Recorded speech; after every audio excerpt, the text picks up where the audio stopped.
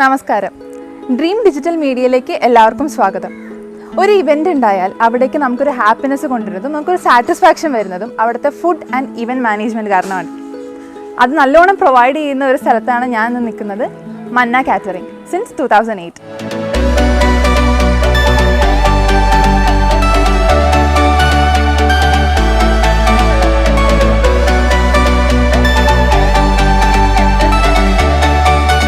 പല പല വ്യത്യസ്ത മേഖലകളിൽ കൈവച്ച് വന്ന് ഇപ്പോൾ കാറ്ററിംഗ് ബിസിനസ്സിൽ നല്ല സക്സസ്ഫുള്ളായി പോകുന്ന ഒരു ഗസ്റ്റിനെയാണ് നമ്മൾ ഇന്ന് പരിചയപ്പെടാൻ പോകുന്നത്.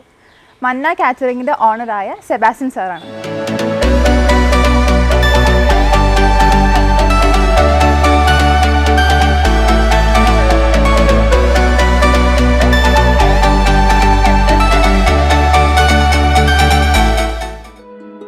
സർ, ഡ്രീം മീഡിയയിലേക്ക് സ്വാഗതം.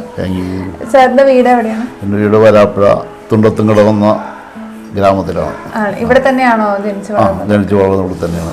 വീട്ടിലാരൊക്കെയുണ്ട്? വീട്ടിൽ ഇപ്പോൾ എൻ്റെ ഭാര്യ, 3 മക്കള്. എങ്ങനെയാണ് ഈ കാറ്ററിംഗ് ബിസിനസ്സിലോട്ട് വന്നത്? ഞാൻ കാറ്ററിംഗ് ബിസിനസ്സിലേക്ക് വന്നതെന്ന് വെച്ചാൽ ഞാൻ ഓൾറെഡി മരപ്പണിക്കാരനാണ്. മരപ്പണിക്കാരനായിട്ട് കുറച്ചാൾ ഗൾഫിൽ പോയി.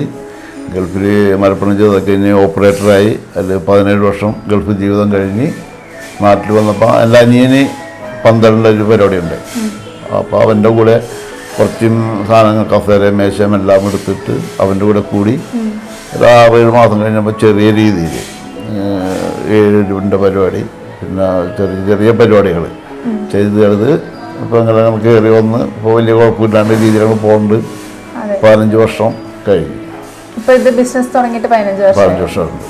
എങ്ങനെയാണ് ഇതിൻ്റെ ഒരു ഐഡിയ വന്നത് കാറ്ററിംഗ് തുടങ്ങാൻ? കാറ്ററിംഗ് അന്നേരത്ത് ഇതുപോലെ ഇവിടെ 1-2 കാറ്ററിംഗുകാർ ഇവിടെ ഓൾറെഡി, ഇവിടുത്തെ അല്ല പുറത്തോട്ട് ഇവിടെ ഒന്നും ചെയ്തുകൊണ്ടിരിക്കുകയാണ്. അപ്പോൾ നമ്മളിവിടുത്തെ ഓൾറെഡി പാത്രങ്ങളും എല്ലാ സൗകര്യവും, അടുപ്പ്, എല്ലാ സൗകര്യവും ഉണ്ട്. ചെയ്യാനുള്ള ഒരാളെ കിട്ടിയാൽ മതി. അപ്പോൾ അങ്ങനെയൊക്കെ നമ്മുടെ മൂത്തങ്ങൾ ഈ പരിപാടി ചെറിയ ചെറിയ രീതിയിലൊക്കെ ചെയ്യുമായിരുന്നു. പിന്നെ അങ്ങനെ പുറത്തുനിന്ന് നമ്മൾ ഇപ്പോൾ ഒരു കൂട്ടുകാരുണ്ടായിരുന്നു. ആ കൂട്ടുകാരൻ ഇപ്പോൾ കാറ്ററിംഗ് സെപ്പറേറ്റ് തുടങ്ങി.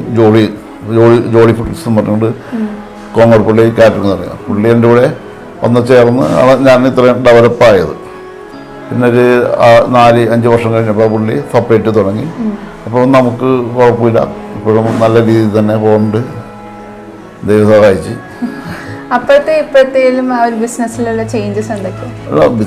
ബിസിനസ് പണ്ടൊക്കെ നമുക്ക് എവിടെ വേണമെങ്കിലും വർക്ക് പിടിച്ച് എത്തിക്കാം എന്നുള്ള ഒരു ഇതുണ്ടായിരുന്നു, ധൈര്യം ഉണ്ടായിരുന്നു. ഇപ്പോൾ നമുക്ക് ഇപ്പോൾ ഈ എറണാകുളം ഏരിയ വിട്ടങ്ങൾ പോയി കഴിഞ്ഞാൽ ഫുഡ് ഓടിച്ചെത്തിക്കുക അങ്ങനെയുള്ള ഒരു റിസ്ക്കാണ്. പിന്നെ തന്നെ വല്ല പണ്ടത്തെ പോലെയുള്ള സർവീസിനുള്ള പിള്ളേർ, ഇപ്പം പെൺപിള്ളേർ ഉണ്ട്. പക്ഷേ ഈ പെൺപിള്ളേരാണ് ഇത്രയും ദൂരെയൊക്കെ കൊണ്ടുപോകാൻ നടപടിയാണ്, കേസല്ല.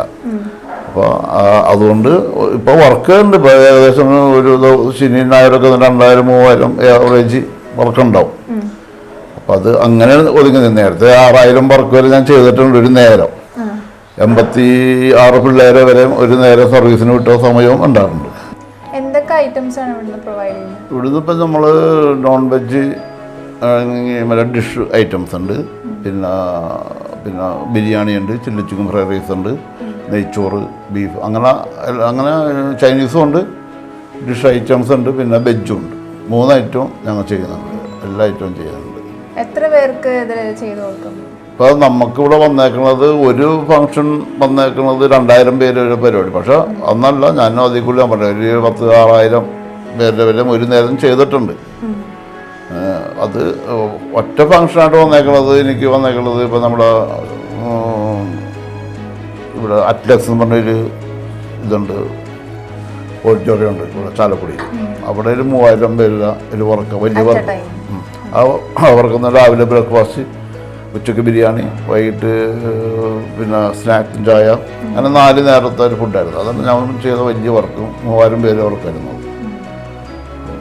പിന്നെ ഇവിടെ നമ്മളിപ്പോൾ ഈ നാടുകളിൽ വേണ്ടത് 1000, 800, 600 ആ റേഞ്ചാണ് നമ്മളിവിടെ ഒരു കല്യാണം അല്ലെങ്കിൽ മനസ്സമ്മതം അങ്ങനെയുള്ള ഫംഗ്ഷനൊക്കെ വന്നത്.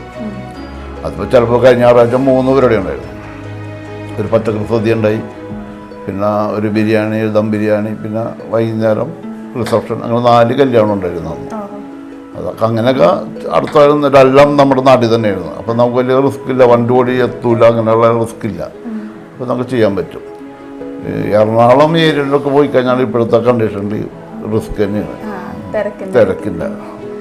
ഇത് ഉണ്ടാക്കാനുള്ള ഒരു ടൈം എങ്ങനെയാണ്? ഒരു ദിവസം ഇപ്പൊ 4 പരിപാടി ഉണ്ടായിരുന്നില്ലേ, അപ്പൊ അതൊക്കെ പ്രിപ്പയർ ചെയ്യാനുള്ള ടൈം? അതിനിപ്പോ എനിക്കിപ്പോ 4 ആണുങ്ങളായിട്ട് 4 പേരുണ്ട് ഷെഫ്. മെയിൻ ഷെഫ് ഒന്ന്, പിന്നെ 3 ഹെൽപ്പർമാരുണ്ട്, പിന്നെ അവരെ ഹെൽപ്പ് ചെയ്യാനായിട്ട് വേറെ 2 ആണുങ്ങളുണ്ട്. ലേഡീസാണ് സ്ഥിരം 2 പേരുണ്ട്. പിന്നെ നമുക്ക് അത്യാവശ്യം കട്ട്ലേറ്റും പിന്നെ പാത്രങ്ങൾ അത് അധികമൊക്കെ ഉണ്ടെങ്കിൽ വേറെ 2 പേരുണ്ട് വരും. അങ്ങനെ 10 പേര് ഓൾറെഡി ഉണ്ട്. നമുക്ക് ശനി ഞായറൂടെ ഓൾറെഡി ഉണ്ടാവും. അങ്ങനെ നല്ല പേര് കുഴപ്പമില്ലാത്ത രീതിയിൽ അവർ ചെയ്യാനുണ്ട്. പിന്നെ ഇത്തിരി ഉറക്കം നിൽക്കണം, കാരണം ഇത്തരം വർക്ക് ചെയ്ത് നമ്മൾ എല്ലാം തലേദിവസം നമുക്ക് ചെയ്യാവുന്ന കാര്യങ്ങളൊക്കെ ചെയ്ത് നോക്കാൻ പറ്റുള്ളൂ. പിറ്റേ ദിവസമാണ് അതിൻ്റെ കംപ്ലീറ്റ് കാര്യങ്ങൾ ചെയ്യുന്നത്. നേരത്തെ ഉണ്ടാക്കി വെക്കാനും പറ്റില്ല ഈ സാധനങ്ങൾ. അതുകൊണ്ട് കറക്റ്റ് 10 മണി 10:30 ആകുന്ന രീതിയിലുള്ള തയ്യാറെടുപ്പാണ് ഞങ്ങൾ ചെയ്യുന്നത്. ഇതെല്ലാം ഞങ്ങൾ നേരിട്ട് പോയി ആണ് പർച്ചേസ് ചെയ്യുന്നത്. എല്ലാം നമ്മൾ നേരിട്ട് പോയി പർച്ചേസ് ചെയ്ത് കൊണ്ടുവന്ന് റെഡിയാക്കി നല്ല രീതിയിൽ ക്വാളിറ്റി നോക്കി ക്വാണ്ടിറ്റി നമ്മുടെ ഇവിടുത്തെ ഫുഡ് പോട്ടണമെങ്കിൽ ഒരു കാരണവശാലും എനിക്കിവിടെ പേടിച്ചിരിക്കേണ്ട ആവശ്യമില്ല. കാരണം എങ്ങനെ തന്നെ ക്വാളിറ്റി ഉണ്ടാവും. പിന്നെ എല്ലാ സ്ഥലത്തും എല്ലാ ഫങ്ഷനും ഉണ്ടാവുമല്ലോ ഓരോ വള്ളികൾ. അതുങ്ങളുടെ ചില ഇതൊക്കെ നല്ലാണ്ട് മൊത്തത്തിൽ ഒരു വീട്ടുകാർക്കും എല്ലാവർക്കും ഇഷ്ടപ്പെട്ട രീതിയിൽ നമ്മൾ ചെയ്യണം. എല്ലാവർക്കും 15 years ഇവിടെ വർക്ക് ചെയ്യുന്നുണ്ടല്ലോ കാറ്ററിംഗ് ബിസിനസ്. അതിനകത്തുള്ള ഏറ്റവും ഓർക്കുന്ന എക്സ്പീരിയൻസ് ഏതാണ്? അല്ല, നമുക്കിവിടെ വേറെ ഒന്നല്ല, നമുക്കിവിടെ ഇപ്പം ഞാനിപ്പോൾ പ്രസിഡൻ്റായിട്ട് ഇപ്പോൾ 2 വർഷം കഴിഞ്ഞ് ഈ മേഖല പ്രസിഡൻ്റായിട്ട്, അതിക്ക് മുമ്പ് മറ്റേ വൈസ് പ്രസിഡന്റ് അങ്ങനെയൊക്കെ സേവനം ചെയ്തിട്ടുണ്ട്. പക്ഷേ ഇതിൽ നമുക്കൊന്നും കിട്ടിയിട്ടൊന്നുമല്ല. നമ്മൾ ഇത് ചെയ്തു നമ്മളുടെ ആൾക്കാരുടെ ഞങ്ങളുടെ മേഖലയിൽ 33 മെമ്പേഴ്സ് ഉണ്ട്. അവരുടെ കാര്യങ്ങളൊക്കെ അവർക്ക് എന്തെങ്കിലും ആപത്ത് വന്നാൽ പോയി ശ്രദ്ധിക്കുക, അങ്ങനെയുള്ള കാര്യങ്ങളാണ് നമ്മൾ ചെയ്യണത്. സോഷ്യൽ വർക്ക്സ് എന്തെങ്കിലും ചെയ്തിട്ടുണ്ടോ? സോഷ്യൽ വർക്ക് എന്ന് പറയുമ്പോൾ നമ്മളുടെ ജില്ലയാണെങ്കിലും മേഖലയാണെങ്കിലും ഇടയ്ക്കിടയ്ക്ക് ഞങ്ങളിപ്പോൾ ഇവിടെ കൂന്മാവിൽ അനാഥാലയം ഉണ്ട്. 185 അനാഥാലയം, അവിടെ ഇടയ്ക്കിടയ്ക്ക് ഫുഡ് കൊടുക്കാറുണ്ട്. പിന്നെ ഞങ്ങളുടെ ഫംഗ്ഷൻ കഴിഞ്ഞ് ബാലൻസ് വന്ന ഫുഡ് വീട്ടുകാർക്ക് വേണ്ട ഓവറായിട്ടൊക്കെ ബാക്കി വന്നിട്ടുണ്ടെങ്കിൽ വീട്ടുകാർ പറയും അവിടെ കൊടുത്തോളം പറയും, അങ്ങനെ അവിടെ കൊണ്ടേ കൊടുക്കും. പിന്നെ അല്ലാണ്ട് എൻ്റെ വ്യക്തിപരമായിട്ട് ഇഷ്ടംപോലെ വർക്ക് ഞാൻ ചെയ്തിട്ടുണ്ട്. ഇവിടെ നമ്മുടെ ഈ റെസിഡൻ്റ് റിസപ്ഷനിൽ പച്ചക്കറി പച്ചക്കറി കിറ്റ് കൊടുത്തിട്ടുണ്ട്. ഇഷ്ടമുള്ള പരിപാടി ഞാൻ ചെയ്തിട്ടുണ്ട് ഇതിനു മുമ്പ്. യങ്സ്റ്റേഴ്സിന് വേണ്ടി എന്തെങ്കിലും മെസ്സേജസ് കൊടുക്കാൻ?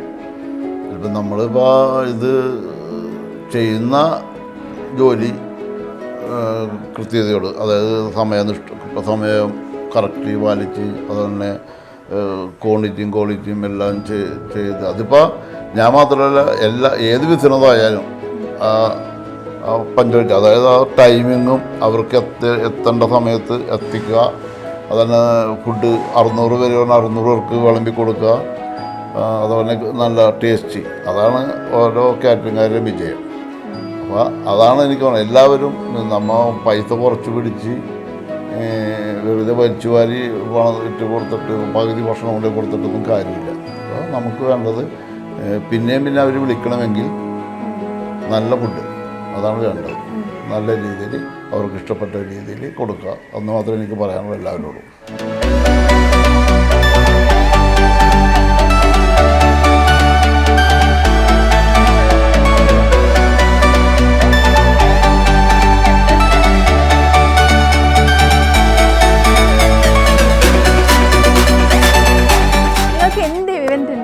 മന്ന കാറ്ററിംഗ് അത് നിങ്ങൾക്ക് പ്രൊവൈഡ് ചെയ്ത് തരും.